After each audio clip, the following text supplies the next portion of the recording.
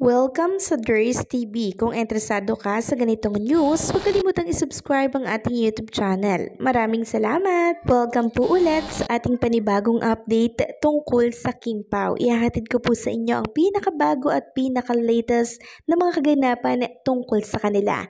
Kaya naman kung hindi ka pa subscriber ng ating channel, pindutin nyo na ang notification bell para lagi kayong updated sa mga balitang trending at napapanahon. So ayun, welcome back again sa ating YouTube channel mga ka-Kimpaw, and ngayong hapon ang pag-uusapan po natin ay tungkol sa mga kaganapan po kay Kim and Paolo Abilino. And unahin nating pag-usapan itong pelikula po ni Kim and Paolo Abilino, yung kinita yung gross ng My Love Will Make You Disappear. So meron po kasing ibang fans na kina-question yung tungkol doon sa previous update natin kanina, no, tungkol doon sa gross. So ito po ay nakuha ko mga ka-Kimpaw. Ipopost ko na lamang dyan sa inyo sa Kimpaw Kilig Overload. Shinare niya po itong screenshot ng article. Ayan po, may 2.3k po na reaction, 544 na comments, 267 ang nag-share. So marami pa rin po kasi ang hindi makapaniwala na bilyon ang kinita po ng My Love Will Make You Disappear, and inaantay daw nila ay yung balita mismo ng ABS-CBN. So okay lang naman yon mga kakimpaw, para mas legit. Kasi ang balitang yan, nakuha lang din po natin dito sa isang account po ng Kimpaw. Pero hindi naman po magsusulat ang article or ang website na to ng tungkol dito sa kinita ng My Love Will Make You Disappear kung hindi po totoo, diba? Then may kinote pa siya na sinabi po dito ni Miko del Rosario.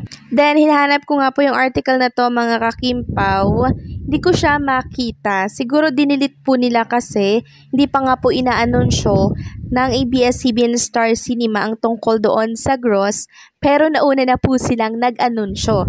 Sakto naman po mga kakimpaw na na-screenshot agad ng isang Kimpaw page, kaya na-share niya po ito sa kanyang Facebook account. So kung totoo man nga po na 1.5 billion ang kinita po ng My Love Will Make You Disappear, sobrang deserve po yon ng buong cast, buong team ng My Love Will Make You Disappear. So konti na lang, 'di ba? Mauungusan na po yung gross ng Hello Love Again. Ako para sa akin mga kakimpaw, kay 1.5 billion ang kinita or 500 million ang kinita, okay lang naman kasi tubong lugaw pa din naman po ang producer ng My Love Will Make You Disappear. Walang issue, maliit, malaki man yan, tubo pa din po at kumita pa din ang pelikula ni Kim and Paolo. Samantalang pag-usapan naman natin itong ganap po kay Chinita Princess. Ang aga-aga po nilang gumising, kasama po si Ate Lakam at ang team ni Chinita Princess, kasama din syempre sa Isaias. 5:35 mga kakimpaw, talaga naman pong gisingan na itong team ni Chinita Princess at nasa airport na po. So bakit po ba nasa airport sila Chinita Princess at ang team niya po kaninang maaga? So para po yan sa kanyang ini-endorse song brand, etong Orochina po, no, jewelry po ang mga binebenta po nila mga kakimpaw.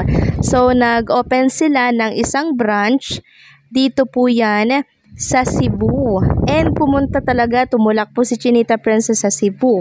So nauna na po yung pag-cut ng ribbon mga kakimpaw. Ayan, ipapakita ko na lamang po sa inyo. Ang dami pong mga fans ni Chinita Princess ang nagpunta dyan at talaga namang nakasaksi ng ribbon cutting together with Chinita Princess, and kasama po ang CEO ng Orochina Jewelry.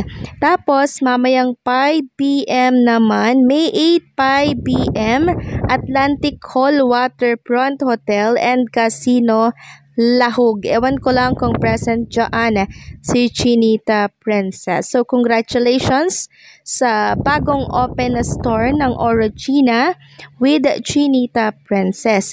So, since nakita nga po ng mga fans si Kim Chu na nandito po sa Cebu, no, ngayong araw po yan ng Huwebes. So, hinahanap po nila si Paolo Abilino. Bakit daw po hindi sinamahan ni Paolo Abilino si Chinita Princess dito po sa Cebu? So, ito po ang rason mga kakimpaw sa mga naghahanap po kay Paolo Abilino. So, hindi na po possible pinasama ni Chinita si Paolo kasi uuwi din naman po or babalik din naman po si Kim Chu agad dyan sa Manila. So, kung isasama niya pa si Paolo Abilino, grabe namang pagod yun. 'Di ba? Knowing Kim Chu, napaka-caring po niyan kay Paolo Abilino at ayaw niya po na napapagod ito kasi madalas po si Paolo Abilino na nagkakasakit. Tapos ang nurse ang nag-aalaga si Chinita Princess. So parehas po silang apektado. Pag nagkasakit po, syempre si Paolo Abilino. Kaya siguro hindi na lamang pinasama si Paolo ngayong araw dyan sa Cebu. So, ano naman ang ginagawa ni Paolo Abilino? So, ang pinagkakaabalan po ni Paolo Abilino kaninang umaga, nasa gym po siya, workout si Paolo Abilino. So, yan po yung pinagkakaabalahan niya pag si Chinita Princess po ay abala sa kanyang mga project. So, yan po yung dahilan mga kakimpaw kung bakit wala po si Chinita Princess sa It's Showtime. Sa mga naghahanap po kay Kim Chu dyan, sana nasagot na po natin yung inyong katanungan. Then, maraming salamat po sa mga Cebuana na talaga naman po mainit na tinanggap si Kim Chu kanina. Actually, maaga pa lang mga kakimpaw. Present na po yung mga Kimpaw fans sa location po ng grand opening ng Orochina Jewelry. Then may mga banner silang dala. Grabe yung pagmamahal nila kay Chinita Princess mga kakimpaw. Talagang all out support sa lahat ng mga events, sa lahat ng mga project, sa lahat po ng mga endorsement. Present po sila. Sobrang unconditional yung pagmamahal nila kay Kim Chu, no? Ganon din po kay Paolo Abilino. Kaya naman, congratulations sa Orochina Jewelry dahil si Chinita Princess po yung kanilang kinuha. Alam kasi nila na in demand ang Kimpaw. Ganon din po si Kim Chu.